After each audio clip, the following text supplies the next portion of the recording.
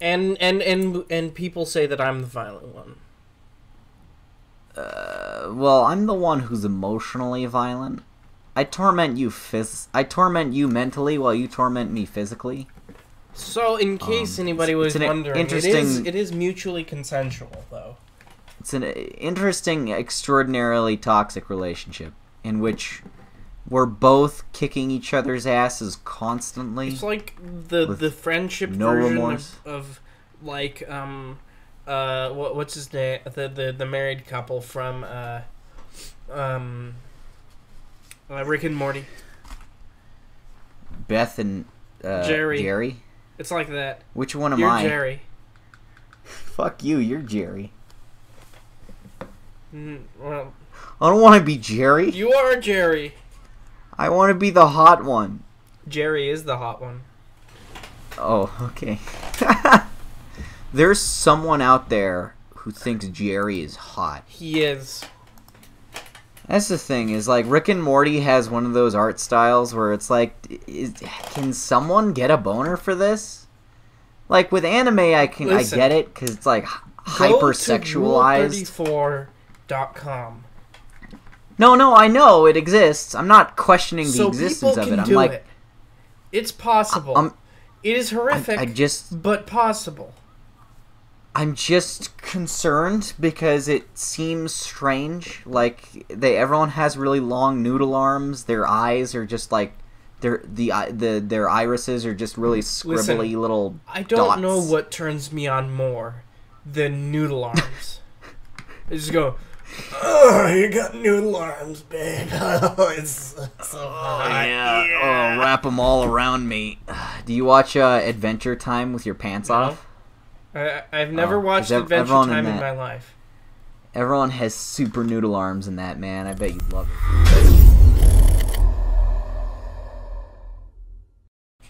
So anyway, speaking of weird sex things,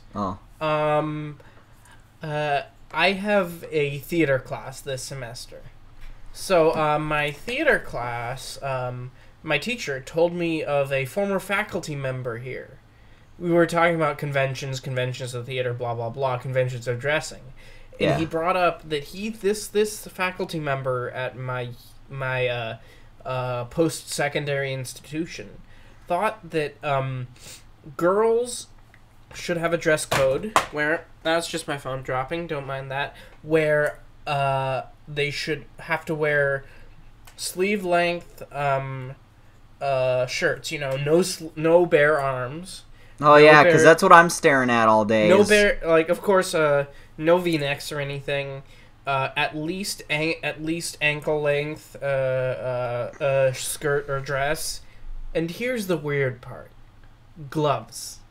Oh, yeah, because that's what I'm looking at. Is like, whenever I see a girl, I'm just staring at her hands. But when I'm looking at a girl, I just can't stop staring at her knuckles.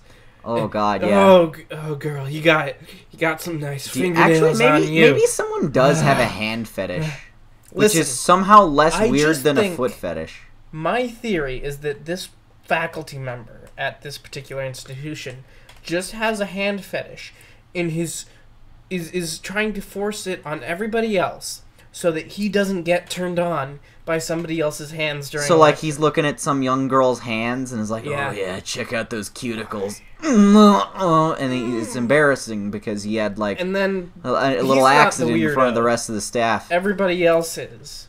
I'm not weird. You're weird. You bunch of perverts. Why don't you cover up your goddamn hands for once? She was asking for it, not covering up her hands. Just some guy goes and sucks on a girl's fingers and that's it. And she's like, it was really weird. Like, please stay away from me. Don't touch my hands, you creep. Hey baby, can I paint your nails? There are so many noises of us faking orgasms from just this podcast alone. I'm glad we don't have a big enough fan following yet for people to want to make Rule 34 cartoons. Because they could. Please don't. Source filmmaker community. Since there's a lot of you and you're really good at 3D modeling, Make a 3D model of me for Source Filmmaker. And then do creepy things with it. I support you. I do not. I support everyone's creepy fetishes except that one guy because he did it when he was supposed to be working. And I'm like, God damn it. You said you'd have pages 4 and 5 ready by this weekend, but instead you just been drawing Five Nights at Freddy's porn, you fucking weirdo. Now I want you to imagine from the back of a crowded auditorium full of people, someone yelling in a low voice, "Draw some human tits, you fucking pervert!" Don't kink shame. Oh, okay, all right. Unless kink shaming is your kink, so. Like, you get sexually aroused by the concept of telling other people they have no right to be aroused. Yes, like you're such a weirdo. What if your kink is racism? What do you think? Why are you turned on by furries or Tarantino? What is it with your feet? And then he just walks out and he's like, "Oh yeah, that gets me going." Yeah, just yell at me all day. I'm sorry for everyone listening to the podcast that this one started out so weird. I have a feeling it's gonna get worse. I'm operating on optimistically 3 hours of sleep. Oh, dude, you too? And 4 cups of coffee and a cold, so... Oh, okay, so, yeah, I stayed up way too fucking late working on the new review, which is going to come out hopefully this week, depending on someone else's input, because that's what happens when you collaborate with people. And then after that, I was just like, you know what? I bet people are going to talk about it tomorrow on the internet. I might as well just watch the new Cloverfield movie before people spoil it for me. Shout out to Diego Rivera. I'm not mad at you, but you posted a tweet about the last shot of the movie, not saying what was in it, but I still guessed exactly what it was from the thing you tweeted. Well, that's just because you're a smart movie watcher. So because it's not his fault, technically. He said that he nearly shat himself from watching the last shot of the movie with headphones on, and I went, "Oh, I bet it's that thing." And then it was, and I was like upset because it was like an accidental. But that shot was really underwhelming and very predictable for me. Yeah. I mean, they kind of telegraph it like midway through the movie. You're like, oh, okay, and then you're just waiting for them to finally confirm it. I mean, considering the last shot of 10 Cloverfield Lane, you kind of expect it coming. Yeah. So, what do you think? Without spoilers, is it bad? Let's talk about, okay, everybody, in case you don't know, we're talking about, the new film from producer J.J. Abrams and Paramount Pictures called God Particle. Oh, yeah. Yeah. So that was like the code name, huh? That was the working title name, like the working title for 10 Cloverfield Lane was Valencia. Okay. Now, I have a question. So, wasn't there another... I swear, this might be one of those Mandela effect things, but was there not another movie with a very similar premise coming out around the same time, and everyone kept comparing it to God Particle? Life. Was that it, really?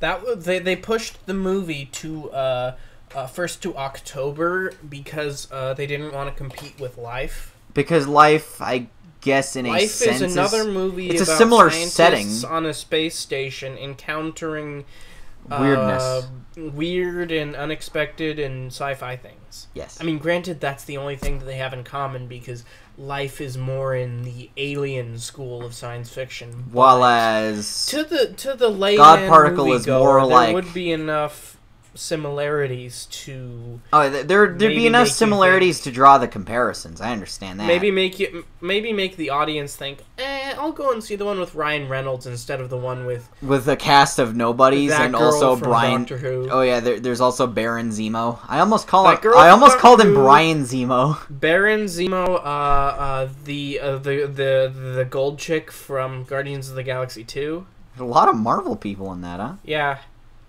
Elizabeth Debicki or whatever her name is. Is she the blonde chick or the black chick? She is the the gold one. No. I mean, like, what color is her? She was the blonde one. Okay, that lady looked creepy and weird to me the whole movie. She looked like a statue. Her eyes were just kind of staring at things, and she has a tiny mouth. She was, like, upsetting. I'm really sad to say this, but she looks like that all the time. Oh. That's just her face. She looked like villainous almost, and I was I've just got like a red carpet photo of her, so I'm gonna send it to you, and I'm just to show you that she's just got one of those faces. It's not resting bitch face; it's resting supervillain face. Like she just always looks a little bit sinister, even when she's not in a villain role. I found the perfect photo. I've already sent you one, but I'm gonna like send you she's one super more. pretty. Like she's a really attractive. Don't get me wrong; she's a very attractive lady. I found one that's even better. I think she looks like someone who's gonna stab me, though. Like not in like a mean way, photos now. Look at but the in like one. like lean in, lick your earlobe, and then put a knife in your spine, kind of stab you. Come on, look at the photos. I'm looking at him. Yeah, Do you see that second one? Like those dead eyes. I don't want that anywhere near my nethers. That's her official IMDb photo. And then here's one from like a Comic-Con convention where she's just sort of like got her hand close to her face and she's like sort of like grinning at you. Oh no. What is this? It's amazing. Who is this woman? She's like the great history's greatest villain actress. Did you see this? Did you see the third one? Yeah. What that's like the face you make. You got to put these on screen probably, for the audience's benefit. But like that's the face you make when you're watching someone like in pain and you're enjoying it. That's a It's a real Schadenfreude. It's a real Schadenfreude face. And she's over 6 feet tall. So yeah, that's both attractive and threatening. Unique physicality to her. She does look extremely She's very tall. thin, and she's very tall. So she's like Karen Gillan minus the sexy Scottish part. And Karen Gillan also does not look like a fiend. Yes. She doesn't look like a female version of like Mads Mikkelsen, Hannibal Lecter. Mm-hmm. That's what I'll explain that. Just imagine like if she played like a secondary character on Hannibal. She'd be perfect. This is the most passive aggressive and horrible thing. So anyway, like don't make it die again. I want to preface this, lady, if you're listening to our podcast. I know you're probably. I doubt Elizabeth Debicki is listening. A huge fan of us. Really loved my Spider-Man videos. Probably. Yeah. I just want to say you're a very pretty woman. If you want to hit me up, you go. DMs on Twitter are open. But at the same time, I'm a little afraid of you. But like the offer's still open. Just I'm a little scared too. So this is like an entire crew of just the B team. There's like David Oyelowo, who was in Planet of the Apes. Planet of the Apes. Yeah. And there's a guy who was in The Martian. Hey, you know what I like about Cloverfield Paradox? Is that it's to my understanding that it's by a black director, right? Yeah. By a black director, a black Julius producer. Ona, who is a Nigerian-American filmmaker. Okay, black director, black lead character, black secondary character with her boyfriend, black even producer. More diversity, one of the co-writers is Asian. And they don't talk about it or make a thing out of it. It's just, here's a story about human beings doing things, and also not all of them are white. And it's like, thank you. I like that. You don't have to jack off about it. Just also, make a good story. It's so weird to see Martha Jones's little sister in a big movie. Because the main character, Gugu Mbatha Raw, I'm sure I'm saying that wrong, but I don't care, was on Doctor Who in like 06. Oh, wow, the old seasons. Yeah. Like easily over 10 years ago. And she played like, so Martha Jones was a...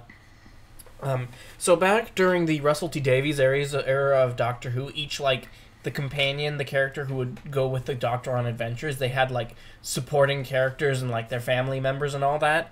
And this lady played the little sister of Martha Jones. And she was like sort of like a flighty, sort of like not quite as smart person. Yeah. And like she was in one episode she became the PR person for a guy who tried to age himself down and then literally turned into a monster because of it. So I'm gonna send you a picture of that. We don't really need that. So okay, there she is, 10 years ago. She doesn't look too different. It's mainly the hair. Is the difference. Her hair is a little less frizzy. Frizzly. Frizzly, yeah. Mm-hmm. I mean, she basically had like resting "I'm annoyed with my sister" face right now, because she was always constantly annoyed with Martha Jones. Why did you say that name? Martha Jones is the Martha. Well, Martha Jones is the name of the companion for that season, who was a supporting character in Sense8. Oh, Sense8, that groundbreaking film series. So let's talk about show. So anyway, That's enough to. So Paradoxical I think Cloverfield. What we're talking about right now is the acting, which I think we can both agree was best part of the movie. There was some good acting. There was also some distractingly bad acting. The Russian guy. His accent was so fake sounding, and I liked the main lady. Her name, I'm not gonna say it again because I'm gonna misspell it. I liked Elizabeth Debicki because I felt like she, spoilers, was slightly villainous, but not in a cartoony way, in a more like, this is realistic and I want to save people kind of way. Okay, do you want to go into spoilers and tell people let's just talk about the movie in general first. But, okay. Okay, we can just say acting was great, especially those two. Yeah, I like the two leads. There was Daniel a lot Bruhl of. Was good as well. I'm gonna say that outside of the acting, because it was pretty okay, except for the Russian guy who drove me nuts. Yeah. There was also the guy with the beard who, the white guy, the Irish guy. His accent. Just kind of there.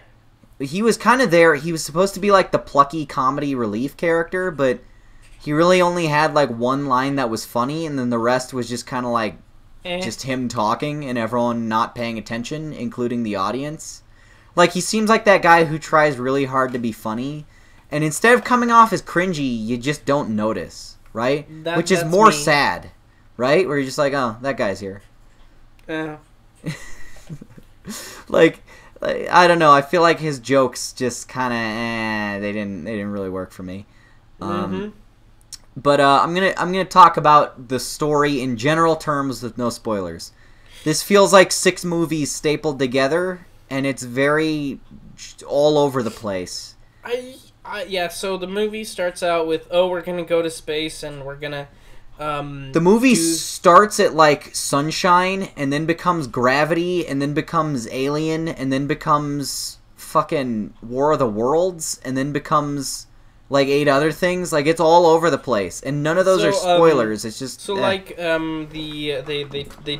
a test with this weird science machine. Yeah, basically they're using a super collider to smash molecules around, hoping that they can create a. I'm certain that is not what a super collider does, but I don't care.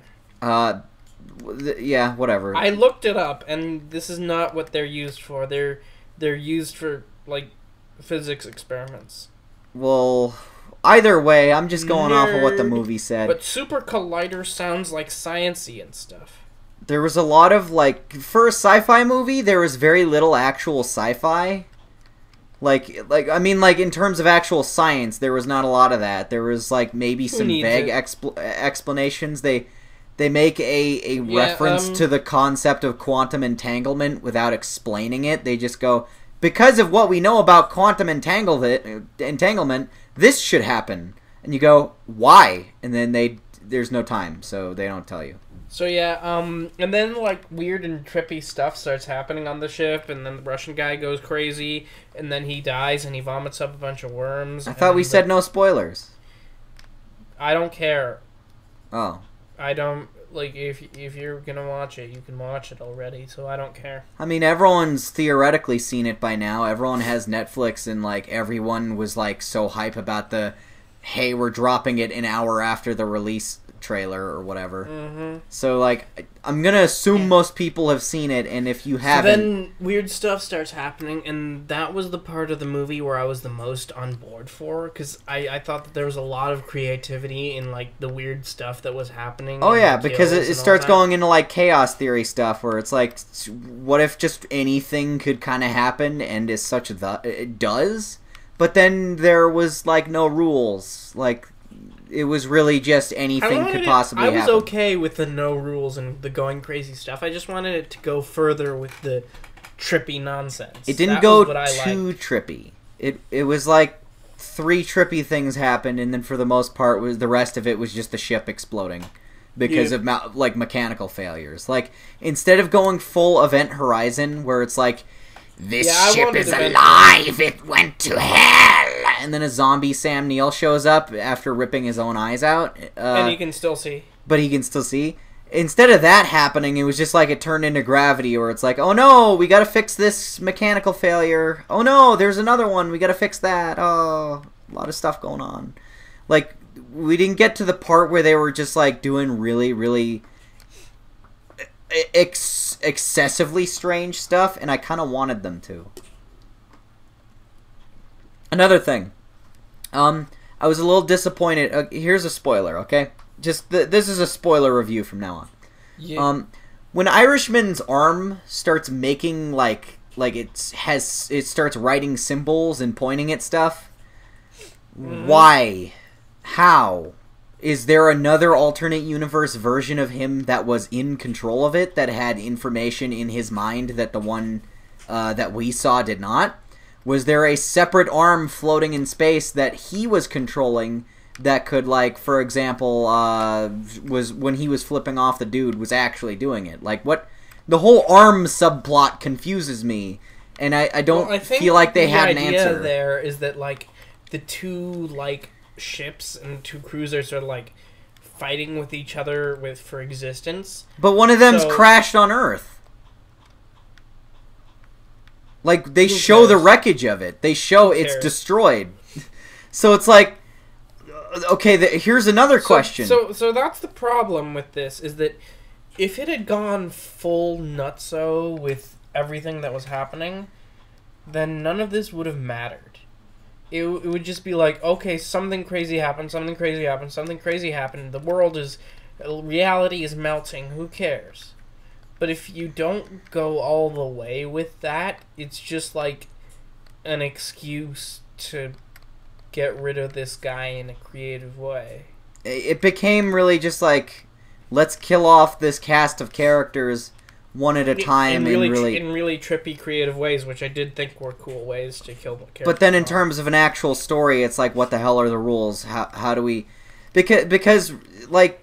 There ended up not being a solution to it other than just turn it on again. Said, like, gone like a middle finger and just like, there are no rules.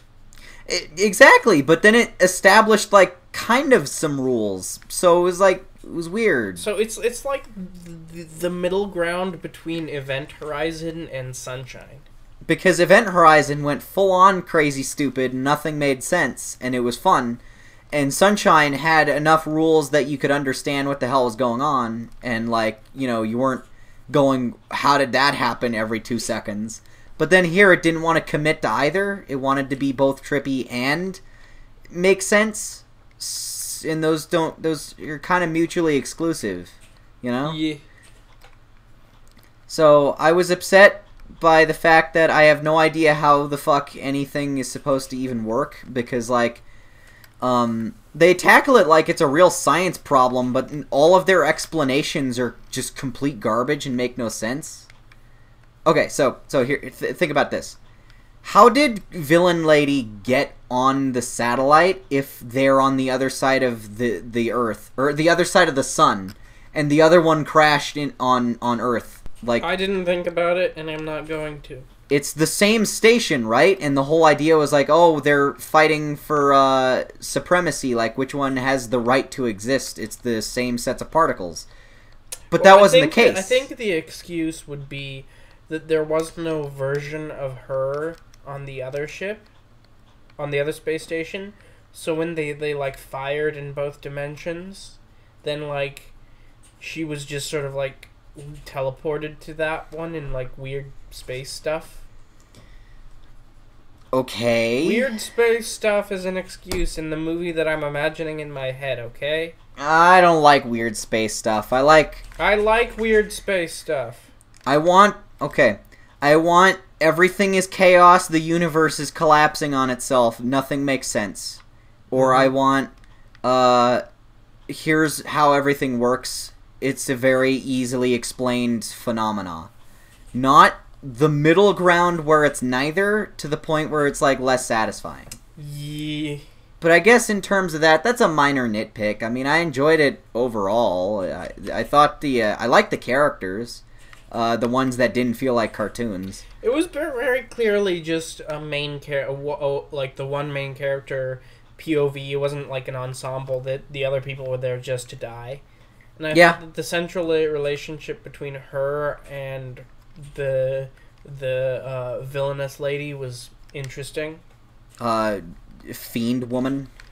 Well, again, reiterate. Gold chick from Guardians of the Galaxy 2. What's her name?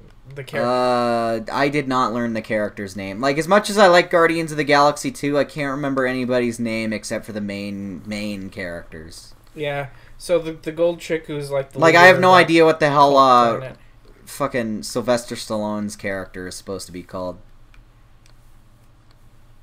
Hey, I have a question about... I don't think James Gunn cares about who that character's name is either. He just wanted Sylvester Stallone to be in his movie because he thinks he's Sylvester cool. Stallone is the leader of the Ravagers. That's all you need. Like, sure. I wonder if he was just credited as Sylvester Stallone, the leader of the Ravagers. No, he's some kind of super obscuro character that was in like 6 story arcs from the 80s. Because James Gunn actually really likes the obscure characters and reads tons of random cosmic bullshit comics from all over Marvel just so he can put references to them. And I think that's awesome. If I were him, I'd be putting a billion references to a billion things no one's ever heard of. Just because it's so much fun and it just gives you so much to work with. Let's wrap up thoughts on the movie. I enjoyed it. Was there any hints about what's going on in this movie in the first one, since they're technically kind of happening at the same time? I wouldn't know. I didn't watch the first movie. Concordant? I think there was something about a space shuttle or a space station or something on like a news broadcast in the first movie. But because the characters are a bunch of dumbass partying 20-somethings, they don't care. Okay, so here's my pitch for what I think this series should be going forward. Is that the way I want this is that I want like a series of like an anthology of like just different genre picks, sci-fi. Well, because that. The first one was found footage horror, right? Mm-hmm. The second one was kind of like it was a thriller. A thriller. Mystery thriller. A mystery thriller that was very claustrophobic. This one's like a space sci-fi epic, that's like has a really grand, wide-reaching plot with like, like world wars happening on Earth. Quantum physics and stuff. Yeah, there's super high stakes in this one as opposed to just the 2 characters that were good guys. Well, I'm more talking about good characters that weren't villains. Spoilers. Yeah, but anyway, so it's an extremely different movie from the other 2. I think that's something that you can at least give this series credit for, is that the movies have a ton of variety. So my pitch is that I don't really care, to be honest, about the grander universe. I don't care about the world they're building, but I'm fine with it as an excuse, as a selling point to get people into watching these smaller genre picks. that they probably wouldn't. Oh yeah, these would have all fell on their face if they didn't have the, the brand. Well, these last two anyway. The first one did okay. Yeah, the first one did okay because it was riding the found footage thing. It was riding that wave, and there was just the really clever marketing of, hey, you don't know what the monster is going to be like. So he's really J.J. Abrams is good at marketing. So I was talking with a friend at film school today. Yeah. He watches more movies than anybody I know, and he had a really great point about J.J. Abrams' problem as a storyteller. Yeah. Is that he loves having mysteries. Like, he loves creating, like a intrigue. What's this mean, right? Mm-hmm. But he doesn't ever actually know the answer. So, I think, I happen to think that he's not a very good director as such. He's a better producer and marketer and all that. I mean, I kind of agree with that in terms of Star Wars. Well, yeah, because he created the mystery of Rey's past, creating the mystery of who Snoke is. And then the next director had to come in and go, what's the answer? Wait, and he goes, what? I don't know, come up with something. Yeah, I think that... But then, watch Lost. He was really heavily involved in the production on that, That's a show that's just, 5 years of questions, and then the answer is ultimately, fuck you, I don't know. Go home. That's the final episode. Mm-hmm. So, yeah. Yeah. So, I think that J.J. Abrams, given his weaknesses as a filmmaker, I don't think he's the right decision to finish off this new sequel trilogy. Because then he's just going to ask a bunch of random questions to get the fans making dumb fan questions theories. Or finishing things, or wrapping stuff up. Alright, well, here's enough questions to have people going, what does that mean for 10 more movies? Let me be 100% honest. I did not care who Rey's parents were in The Force Awakens. I didn't give a crap. I didn't care who Snoke was. That none of those Snoke's mysteries. Entire character is, hey, did you like Palpatine? Well, here's that again. Both of those mysteries didn't really engage me because... I did. No matter what the answer was, it would probably be really lame. If Snoke was an established Star Wars character that existed 20 years ago, here's him in the background of a random scene in Empire. That would probably be really disappointing and stupid. That would be even more dumb, right? Or he's some character from the extended universe that they're bringing back out of nowhere, even though the EU is no longer canon, which would piss people off. The European Union is no longer canon. Yeah. Well, after Brexit, it's certainly no longer canon. Ayo, politics jokes. Oh God. So yeah, all the Star Wars fans that are angry at The Last Jedi for being super underwhelming. I think they should be more angry at The Force Awakens and J.J. Abrams for failing utterly as the first movie in a trilogy to set up anything that the later filmmakers could establish on and build on in any meaningful way. Because the mystery of Rey's parents and the mystery of who Snoke is don't really matter in terms of the story. Yeah. They inform the characters and their relationships, but they really don't matter in terms of Rey and Kylo Ren and the First Order and the Rebellion.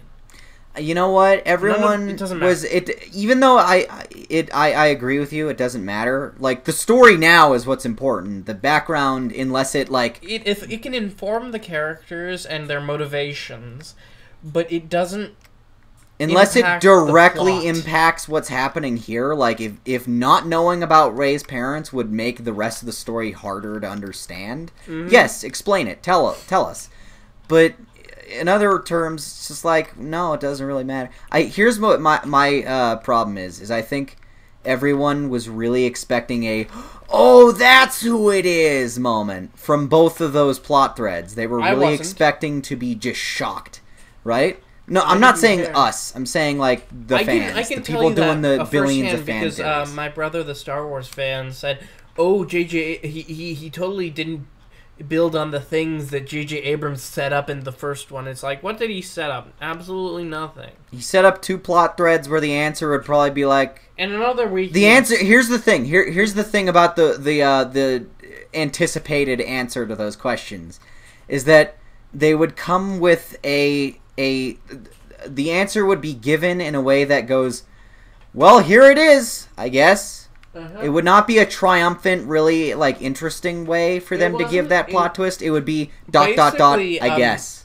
Basically, what J.J. Abrams did with the first movie was he set up these, like, mysteries and then hoped that whoever would take the job after him would do another Empire Strikes Back, I Am Your Father moment. But he didn't know what that moment would be. Yeah. If you come up with a mystery plot, know what the answer is, kids, because otherwise you're a bad writer. Like David Cage. Or J.J. Abrams. Or David Abrams Cage. Or J.J. Cage Abrams. Cagebrams. Yeah, I agree. Yeah. So, I think that J.J. Abrams has a lot more talent as a producer. Because the Cloverfield series is really well produced. As a writer or a director, because he's good at managing other people and, like, maybe... he's kind of like George Lucas in that he's the voice over the shoulder saying, like, hey, why don't you try this? Or, what about this cool idea? Or, hey, how about that? Hey, you know what'd be really stupid? His track record as a producer, like Mission Impossible films... And these Cloverfield films is a lot more rock solid and a lot more, to be honest, interesting than his track record as director. I agree. You know what would be really stupid, though? What? I just thought of this. I wonder if anyone else has asked this question already. What? What if... Okay, hear me out. What if Super 8 was also part of the story of Cloverfield? I haven't seen it, so I don't care. It's another J.J. Abrams produced kind of random, like, it's just random movie that you know, he was working on it. It's about a bunch of kids that were trying to make, like, a short film, you know, with a Super 8 camera in the 80s. And while they were working on it, they were trying to make, like, a noir detective film, like Gone with the Wind, but it was really cringy and silly because they're kids. And, like, while they're working on one of the scenes, a train crashes nearby, and they're like, holy shit, that was crazy. And then they go try to investigate, and they find out that okay, it's more for the audience's benefit, in case they haven't seen it. I don't give a shit if you care, David. No one cares about whether you care. I don't care whether you But anyway, a monster comes out of the train, and then there's a monster, and it's a space alien, and then it... decides to create a nest in the town and eat people, and they're like, oh no, there's a monster! And then the government shows up and is like, we're the government, we gotta kill this monster, and also arrest all these small children for being involved. Basically, it's like E.T. mixed with Cloverfield. I haven't seen E.T. What? Yeah, I haven't seen E.T. Fight me. I'm not gonna fight you, because I don't think it's that great. But fight me.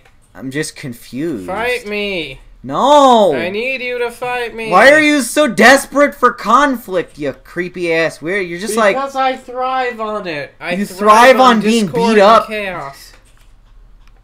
You thrive on Discord. Yeah. But we're on Skype. Oh no, I'm defeated. Oh no. I've defeated the monster. Take that, fiend. Your move, atheists. Explain this one, huh? So you say how, you know, monkeys, we evolved from monkeys, right? How do you explain that there are still monkeys? Your move, atheists. Tim Allen's a silly man. He's a very silly man.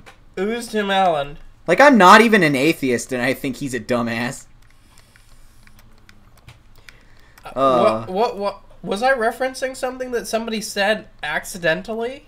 Yes. What? Tim Allen, the actor, said that on Twitter. It's like, if we evolved from monkeys, how are there still monkeys?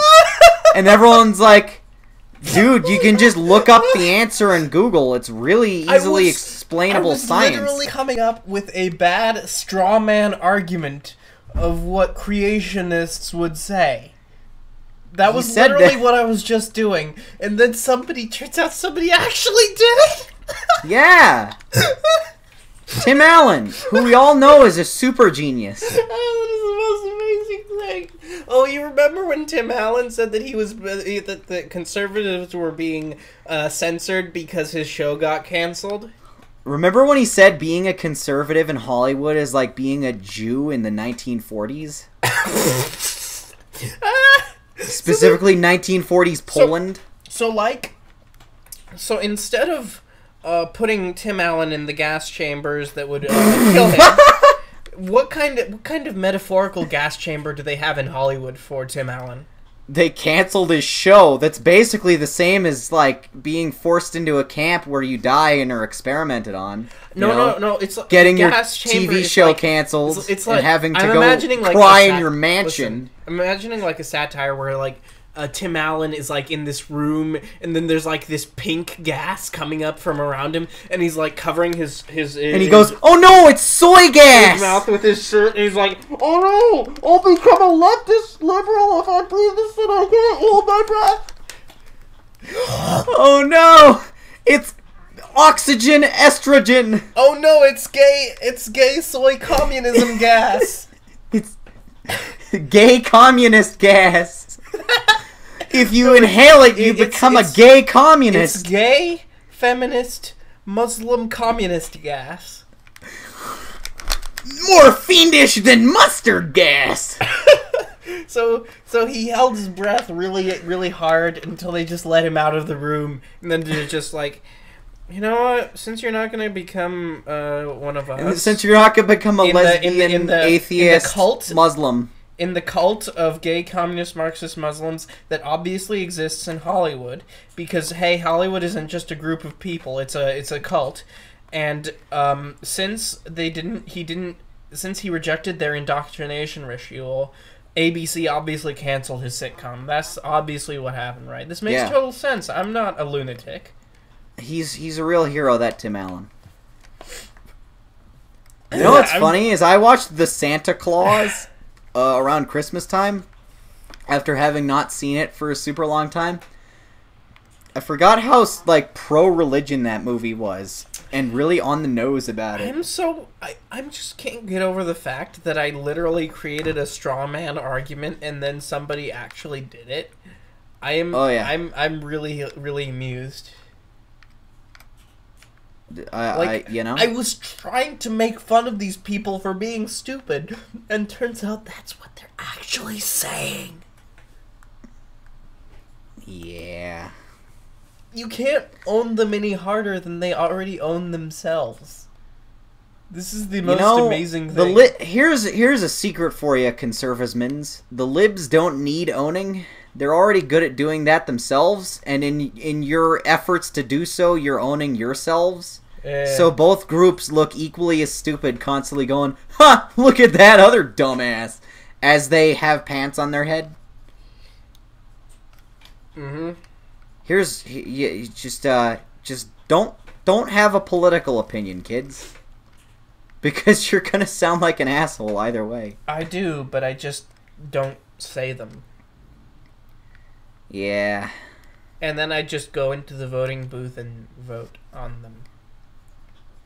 I wonder who the next president's gonna be. I want to see a Democratic primary between The Rock and Oprah to run against Trump. Okay, every celebrity ever says they're gonna run for president, including Kanye. A Republican primary where Kanye is running against Trump. But he loves Trump. Kanye is super pro-Trump. But he also decides that he can be a better president than Trump. Oh, because Kanye loves himself more than he loves Trump. Exactly. So because the only person Kanye loves more than Trump is himself. Against Trump, and then Oprah facing off against Dwayne "The Rock" Johnson. Oh man, all those people are super qualified. Yeah. This is what it's like living in America, kids. We have a guy who's known for action movies where he drives fast cars and has sex with the bitches in quotes, and he's gonna. And then we have Donald grabbing by the what Trump in office right now. So we've got our share of sexual weirdos. Hey, don't kink shame. Don't kink shame. As long as the grabbing was consensual.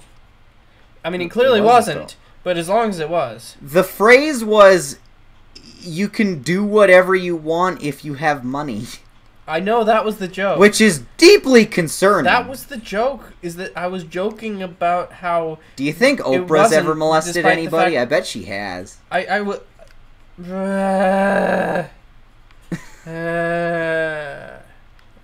This is the candidate of the evangelical right, people.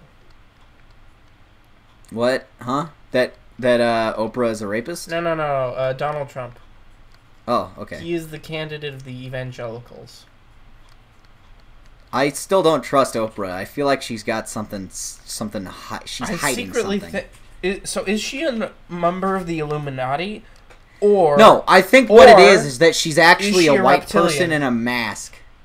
Is she a reptilian? Like that guy, that lady from the NAACP or whatever? No. Here's the thing. Here are the options. The NWA. She is the Illuminati.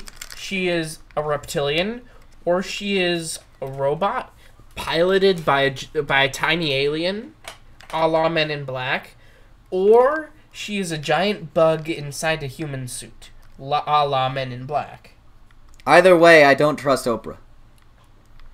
Wasn't there a joke in Men in Black about Oprah being an alien? There was one about Elvis being an alien. I think there was a joke about Oprah being an alien. You know Elvis is dead, right? He goes, nah, he just went home.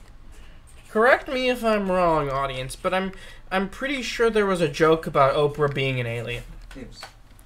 You know, I feel like every episode of the podcast, like the past 3 times, has turned into either us talking about Star Wars 8 or us talking about our distaste for both Republicans and Democrats. The Democraties. I feel like there's something for everyone, you know? If you hate Star Wars, we kind of bash on it. But if you love it, we kind of also, praise it. Advocate for it. If you hate Democrats, we do too. If you hate Republicans, we have a lot of nasty words for them as well. Really, it's just the most middled out podcast of all time. I mean, I have political opinions that are not middle of the road, but I'm not going to tell you them because I don't think you care to hear. David loves abortions. He got one last summer.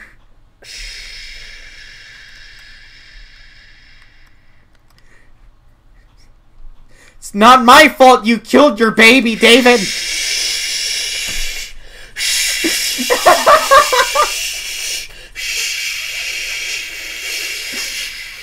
Oh god, the audio on this is gonna be unbearable. It's gonna be... Stop it!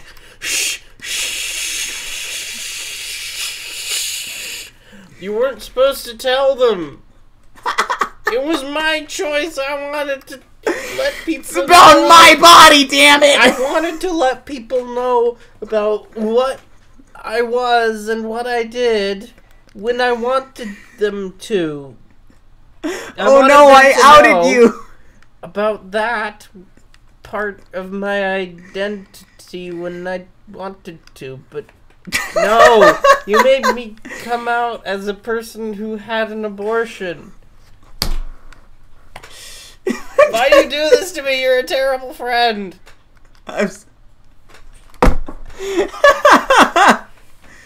I'm sorry, everyone. I'm really sorry.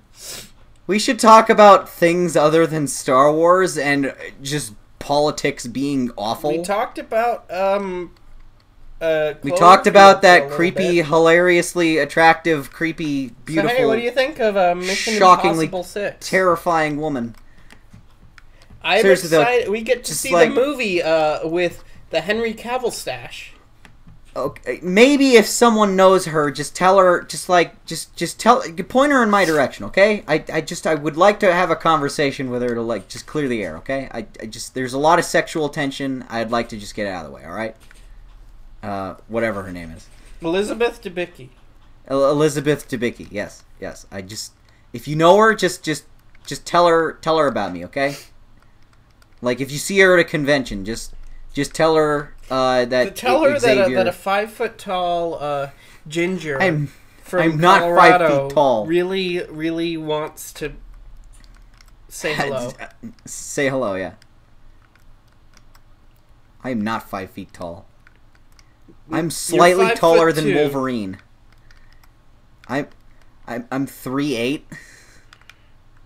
No, you're 2'6". 2'6". I'm 1'9". Oh, are we talking about age or height? Because I'm 1'9". Yes. Oh, okay. Well, anyway, I'm excited for Mission Impossible 6. The mustache that ruined Justice League. That was my number one movie coming out of the Super Bowl trailers. Can we call it that now? Justice League? Yes. I'm 100% on board with that. Okay. Cause the mustache. What? The mustache. What's that? Henry Cavill's mustache that they had to remove with the Siggy. They had a bunch of Siggy artists using computer generations. Yeah. And of course in this movie he just has it. You know, I kind of have to admire the just like sheer pettiness of Paramount. That they're just like do you remember there was that Warner tweet Brothers from that offered to pay to do whatever they wanted to replace the mustache with Henry Cavill. There was that visual effects guy from the industry who was like friends with people who were working on it. Whatever they wanted to do, like prosthetic, give him a prop, CG it. They would have paid for whatever. He explained, like in detail, how easy it is to give someone a CGI mustache. And, like, went through the steps, and it was, like, 3 steps, and if you have the money for it, it's super easy. And then they even tested it on footage from Man of Steel, digitally inserting a mustache, and it looked perfect, right?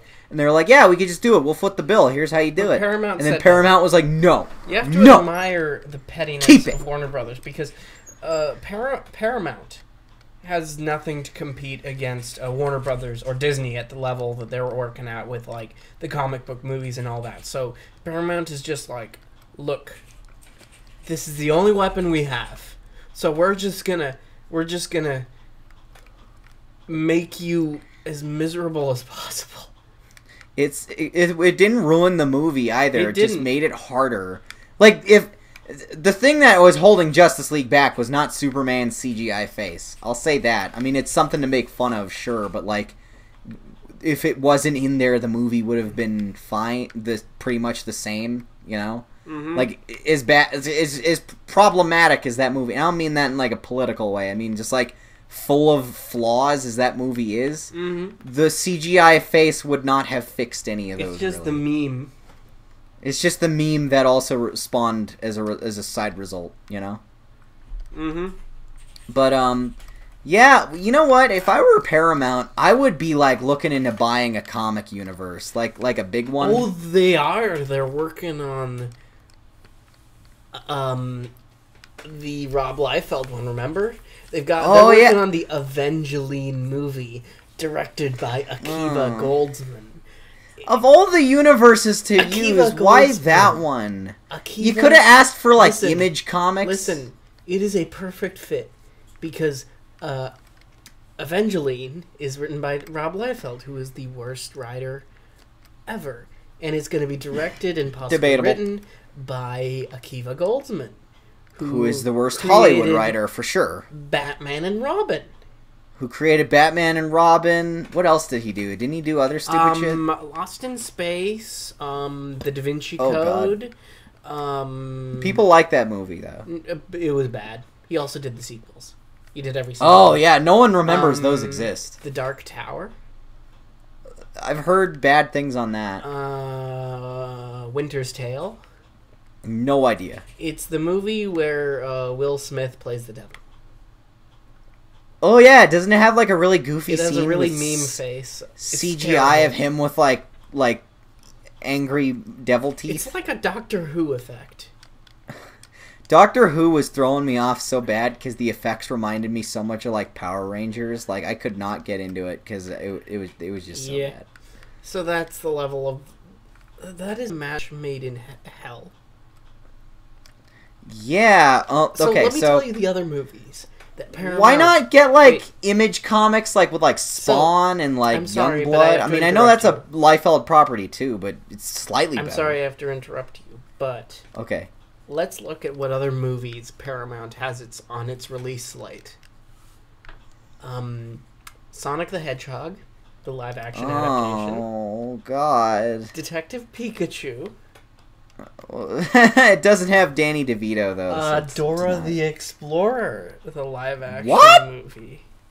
A live-action version of that? Are there going to be actual sequences where she stops and says, "Can you find the tree?" And it's behind her, like a grown-up, and then a super intricate 3D model because like just drawing it wouldn't be good enough. Like a young adult Dora the Explorer. And then a computer mouse will click on it in the background, and she'll be like, "That's right!" Let's look at some other movies that Paramount has on its release slate. Dungeons and Dragons, the remake of the adaptation. Oh, God. Romeo and Juliet 2, Sherlock Gnomes. What? No! Bumblebee. You're making that up. I'm not making any of these up. Bumblebee, a prequel film set in the 1980s. You know what? I remember already. I was so confused by the timeline of Transformers movies now. What? For like the two people who watch those movies, did this 2007 movie not show him coming to Earth and then saying it was the first time he had been there? And that he was specifically tasked with guarding Sam. But then the later one was like, yeah, he was also this kick-ass Jeep in World War II. And now it's like, what? Now he's gonna... Are you serious? He's gonna hook up with Haley Steinfeld in the 80s. Like the robot him is gonna... Well, what? Haley Steinfeld is in that movie. Oh. And then other movies on the Paramount release slate. What Men Want. A remake of What Women Want. What? But with... the other thing. The other gender. And then SpongeBob movie 3. G.I. Joe 4. Top Gun 22. Pet Sematary, the remake. Beverly Hills Cop, the remake. The Brazilian Job, aka The Italian Job 2.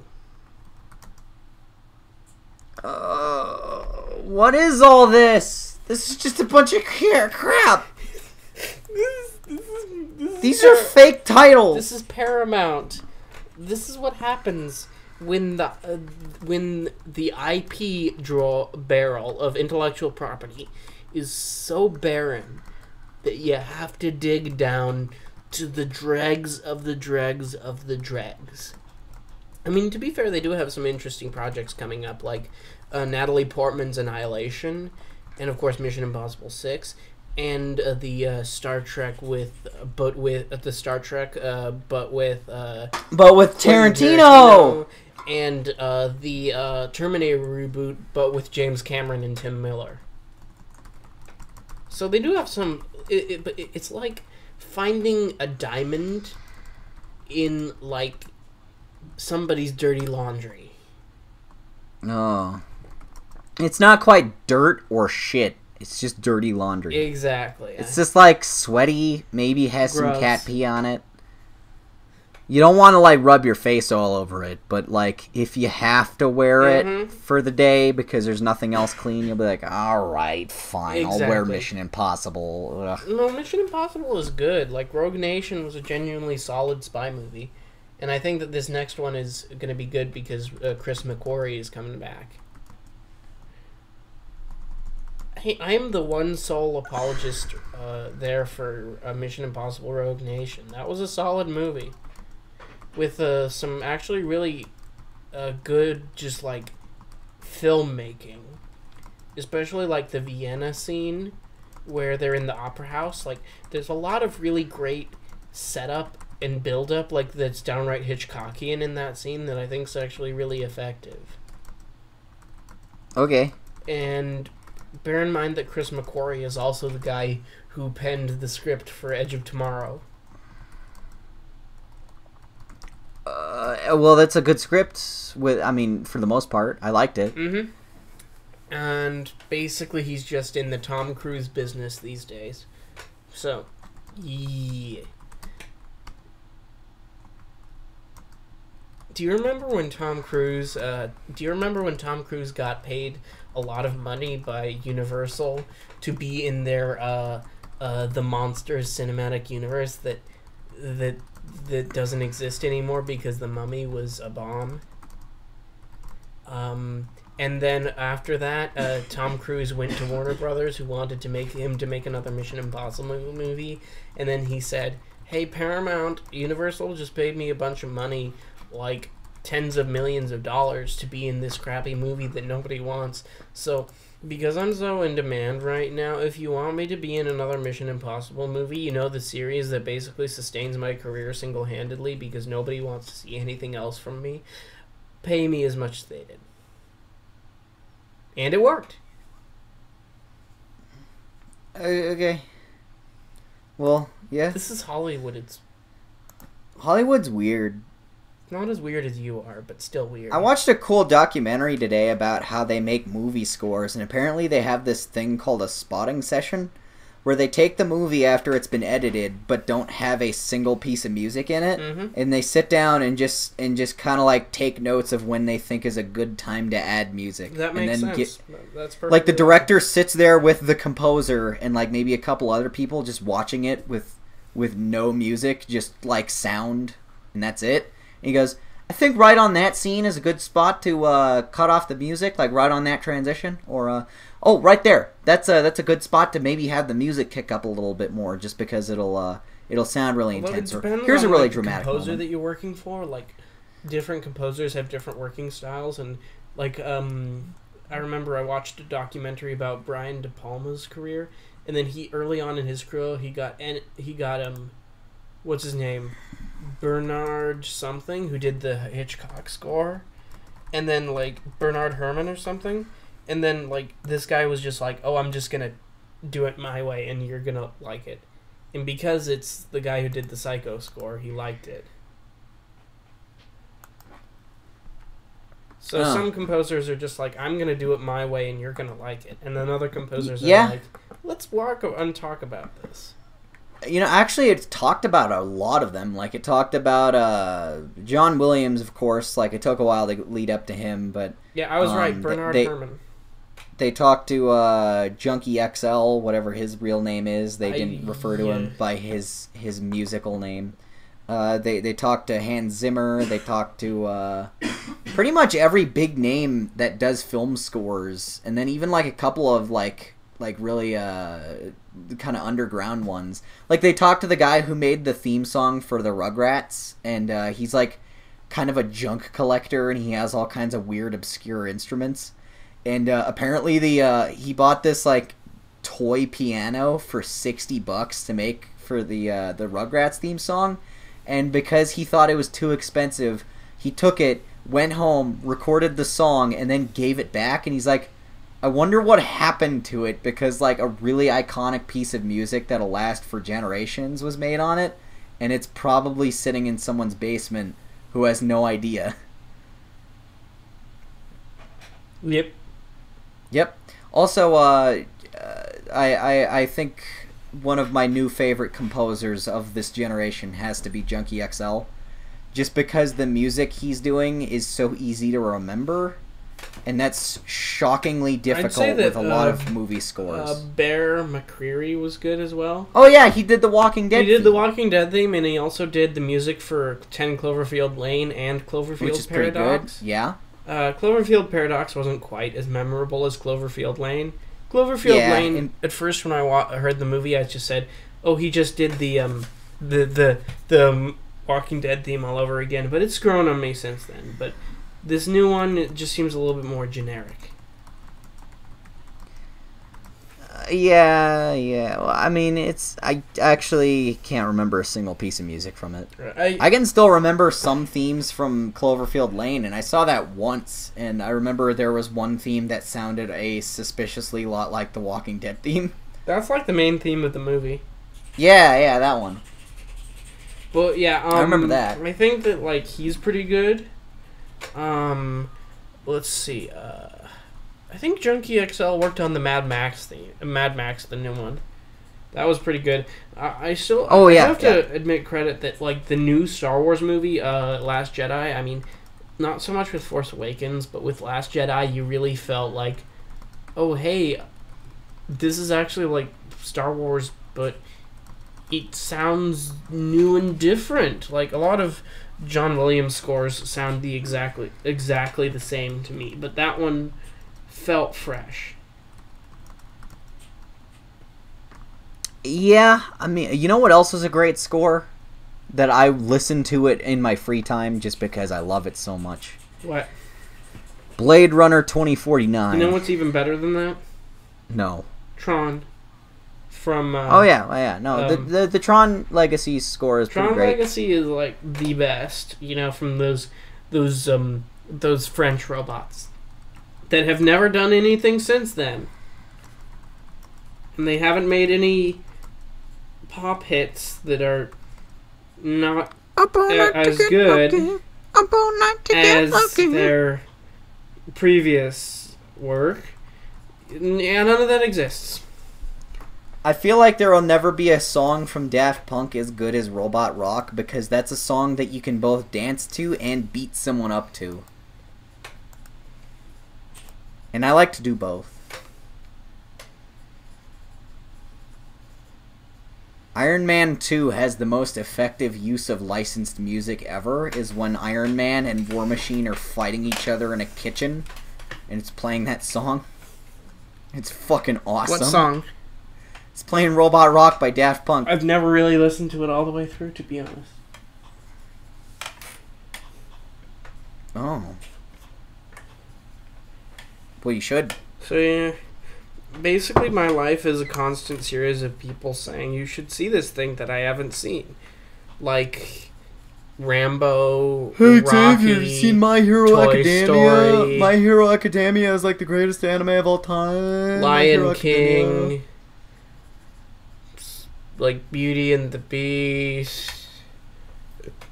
And Kevin Bacon. Kevin Bacon. The first movie I ever saw Kevin Bacon in was X-Men First Class, and it's probably still the only movie I've ever seen him in. He's in that show The Following. Never watched it. It's about a serial killer who gets arrested and goes to prison, right? But over the course of several years, he builds up like a following. Like he just is super active on the internet and like through like mail with pen pals, and just builds himself like an army / cult of followers of just like creepy people who want to be serial killer wannabes. Okay, so also, I haven't seen The Office or Parks and Rec.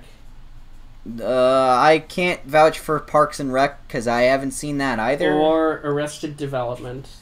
That either, but I did like The Office all the way up until Steve Carell left. All I've seen from The Office is one episode, and then that deleted scene that floated around Twitter about hentai. That was comedy gold. It's called hentai. Oh yeah, that one where and Stanley's it's art. Stanley's wallet spills open and a bunch of pictures of naked anime girls are on the floor, and he goes, "It's called hentai, and it's art." And and everyone's like, "Why would you remove that?" I just died when I saw that, and I've never seen the show. It's pretty good. There's a lot of really great cringe humor in that show. Like, just characters doing shit that's, like, embarrassing for them. And you get a lot of secondhand embarrassment from watching it. And then, of course, there's just, like, a lot of, like, kind of British-style humor where it's, like, really dry and, like, oh, man, witty. I love British humor. Yeah, so there's a little bit of both. Eventually, the humor gets a little bit more Apatow-ish towards the final seasons after Steve Carell left, and then it gets Carell. a little.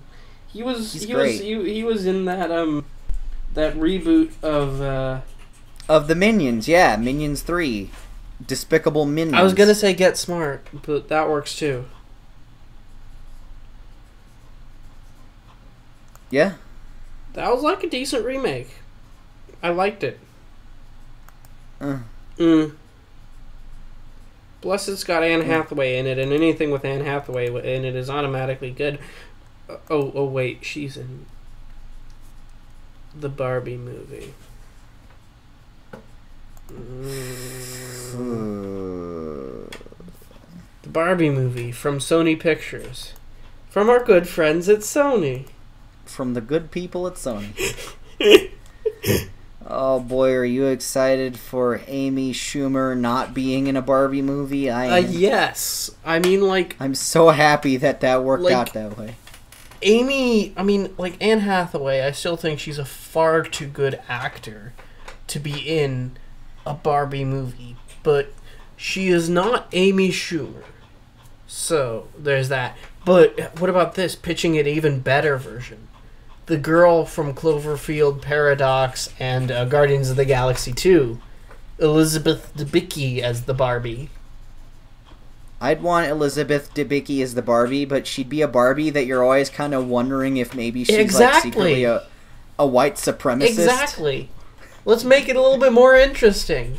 I've never been so confused by a person's Barbie face. A morally ambiguous character. I just want to make out with her forever, but also be constantly worried that she has a gun hidden under the pillow and is gonna kill me. Let's make Barbie a more morally ambiguous character. I also like to live dangerously. Boy, I hope this becomes one of the new dumb memes. What? That Elizabeth Debicki frightens and arouses me in equal measure. I was so disappointed that, Friendly Neighborhood Satanist didn't become a new meme. Oh yeah, I remember that. Because that deserves to be a meme. When Spider-Man doing the hand sign, he's throwing up the devil horns. Yeah. So Spider-Man is a Satanist. And also the fact that he sold his marriage in a deal with Satan. Yeah. And was like fine with it. Yes, this is... Alright, here you go, man. I'm only gonna think about it for one night. This is canon. Spider-Man is a Satanist. My favorite thing about the canon is that he met God, like the biblical God, that same week. And he had lunch with him, and he was very rude to him, and just, like, condescended him, and was sarcastic and kind of mean. And God was like, alright, dude, I just hope you'll make the right decision when the time comes. And then, like, literally a few days later, he sells his fucking marriage to the devil. It's like, is Spider-Man gonna go to hell forever now? Yes. And Ghost Rider's gonna be like, what the fuck are you doing? This is canon. Spider-Man fucked up real bad? Mm-hmm. Oh, okay. Doesn't matter how many people you saved. You fucking... You did the wrong choice, dude, bro. Dude, bro. Dude, bro? Bro, dude. Yeah. So anyway, is that a podcast, or... Is there anything else you want to talk about today? They made a new brand of Doritos for women that don't crunch, and that is the most confusing thing ever to me. What? Yeah. They're Doritos that don't make a crunch. Okay, so sell me on this. What is the plan for this? Who's gonna buy it? Okay, so for women who want to eat Doritos, okay, but like the most satisfying thing about chips is the crunch they make. So why would women Let's be take that more part likely out. to buy Doritos? Because it's not crunchy. I have no fucking clue. It doesn't make any sense at all. Like I don't know, like, it's not Of even like all a the- feminism thing or like a sexism thing. I just don't understand the reason. Like, what's wrong with it crunching? I don't know about you. Why is that not But when I think effeminate of Doritos, somehow? I think of them not crunching. This makes perfect sense to me. I mean, like of all the foods to eat when you're not going to when you don't want to draw attention to yourself, it's Doritos. Like, is there some kind of like unspoken weird societal thing? Like women are 6 to 10 times more likely to be sexually harassed if they draw attention to themselves via the crunch of a chip, and then all the rapists in the room go, "I hear someone eating chips. I have to find the location," and then they start clicking and like trying to find the search of the. They start trying to find the source of the sound. They're like in a van like- triangulating it. They're in a big white van with like those headphones and a gun with a satellite thing on the end going, "Point it in the right direction. We gotta find the sound of this crunch so we can gang rape." Hey, is it an anti-rape safety measure? If it doesn't make any noise, the rapists can't find you. Okay, how about this? Alright, you're in a horror movie, right? And Jason Voorhees is looking for you because you're a young, hot, 20-something-year-old lady. Who's also sexually active. And you're very sexually active. You just got, like, a hella dick today. And Jason Voorhees is gonna stab you for every time you orgasmed, right? Mm-hmm. And, right? And you're sitting there, and he's, like, in the room looking around, like, "Where are you?" And he's waving around his machete and everything. Mm-hmm. And then you realize you want some Doritos, right? So you pull out the bag, and normally you'd, like, bite down on it, and he'd be like, "There you are!" And then it'd start playing the loud music. Dun, dun, dun, dun! And then he'd put he would, like, turn your body into a bunch of Doritos by slicing you up. But now you get the crunchless Doritos, so even in moments of terror when there's a blade-wielding sociopath looking for you, you can still get your munchies on, yo. Yeah, that's perfect. That's what the marketing guy at the Doritos thing said. That's what when he was doing this pitch. He had like a diagram on a whiteboard. So I'm imagining like a Charlie Day from like Always Sunny in Philadelphia whiteboard. Charlie Day is so perfect for this analogy. Yes. Oh man, I can imagine him doing it in the voice too. So alright, you don't want to get raped, right? But okay, if you eat these chips, you're like way less likely to get raped, okay? Because like, if you really think about it, it's really foolproof. I mean, if they don't crunch, it's like, how can they even find you? It's not even making a noise. It's like, it's perfect, you know? Charlie, that is the dumbest bullshit plan you've come up with this week, said Mac. Well, it's not dumber than your plan. I want this episode of Always Sunny where they invent the crunchless chips. So, like, why is it... What did they do to the chip to make it not crunchy? I don't know. I'm imagining that it's, like, probably super soggy or something. That sounds really like gross. It's wet. Or maybe it's like a tortilla. Like, a non-cooked tortilla does not crunch. It's just, like tortilla. Bread almost, right? Yeah. It's all floppy. Are these, like, really floppy Doritos That sounds like really gross. aren't rigid? So it's just like tortillas with some crappy seasoning placed on it. Some gross orange seasoning. Like, no, on a chip, it's fine. You want to lick that stuff off your fingers all day. It's a tortilla with Donald Trump's face powder on it. Like he takes a cheese grater and he stands over a big vat and he just rubs it on his face. I'm like so it. No. Doritos It's the reverse. comes It's that off. I like to imagine that in the morning, Donald Trump wakes up and goes to his bed. Goes to like a big like mirror and then takes like a powder brush and then dips it in this a container that has like Cheeto Just and Dorito dust. Dorito dust Or mixed Cheeto together. dust, yeah. And then he just brushes it on his face every morning. Like makeup. No, Exactly. he does both. Like it ferments on his skin and like sits there and like really like becomes the Dorito. Uh-huh. And then he just kind of sheds it off with a bladed tool into a vat of just blank corn chips. Oh my god, like thinking about this is making me sneeze. And it's a self-sustaining economy of chips and Donald Trump, where one cannot exist without the other. It's like how the light side can't exist without the dark. The chip cannot exist Donald without Trump the dollar. dies, the Doritos market's gonna crash. So, if you take anything away from the podcast that we had today, it's that Oh god. Doritos was responsible for Donald Trump For being 9/11. elected president. That too. And 9/11, and the Sandy Hook shooting.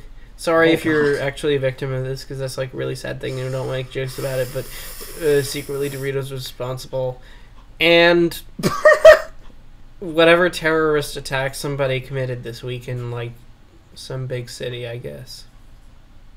I'm always self-conscious when recording these things because I feel like some of our older viewers that are older than you and I are just watching this and thinking we're the dumbest fucking people on the planet.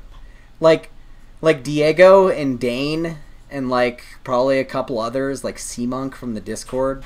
Those guys who are all like in their like 20s? mid-20s to early 30s Yeah. or whatever. They're gonna be watching this and going, "What the fuck is with I'm these two smart, stupid I ass swear. millennials?" I'm going to a smart people college. You're going to a super college. Hey, don't say that, because that might actually, like, identify where I am. Oh yeah, because there's not a billion of those. There's, like, a dozen, maybe. Oh. Hey, we are on the list of the top 20 most college campuses. So I have something to be proud of.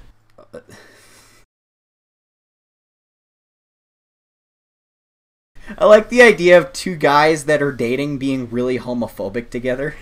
like going to rallies to shame other gay guys. What are you, like, gay? When we do it, it's fine. When you do it, it's an abomination.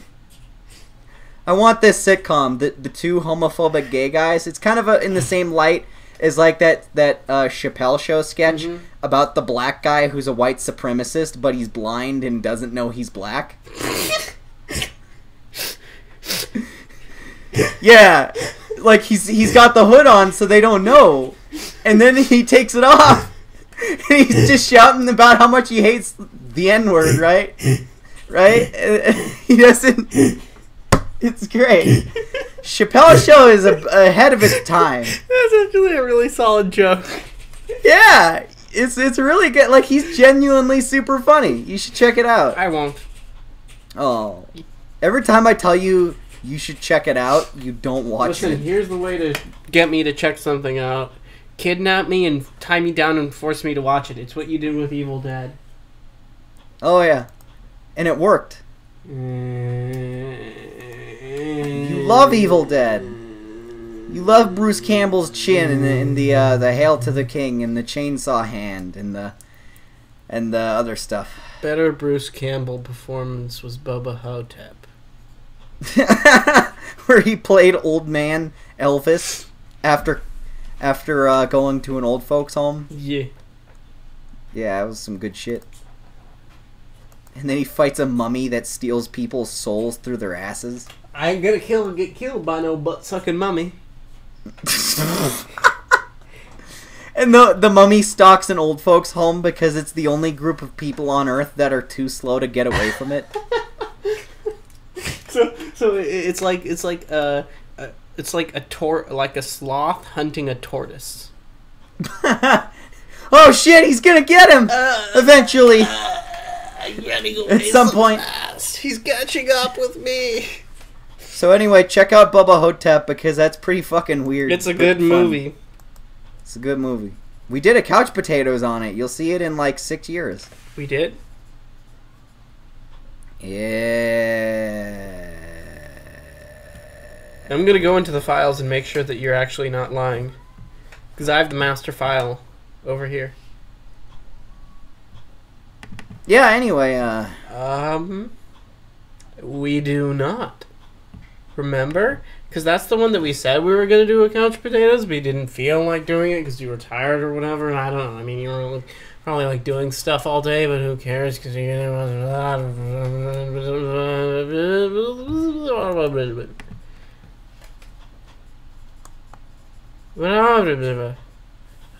just started making noises and I stopped listening. Okay, anyway, see you next week. I hope you enjoyed that podcast. We're going to try and talk less about hatred of politics. So let's talk about how we hate about people Star Wars instead of politics. I felt like we did that last week. Well, we talked about it differently. I feel like we repeat. How many different ways can you talk about your disinterest in the human race? Yeah, my misanthropic tendencies are a large source of inspiration for my creative endeavors, so I think you can kind of see that in the type of content I create, which is basically just like me saying, hey, you guys, you all got it wrong.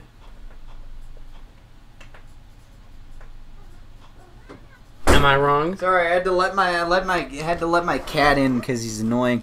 I hate filming podcasts because my cat's such a dick. He's either in the room and wants out, or he's out of the room and wants in. And either way, he's gonna make noise.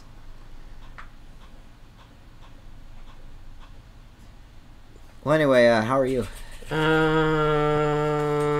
Fine. We're still recording, right? Yeah. Bye. And now we're not. Right now.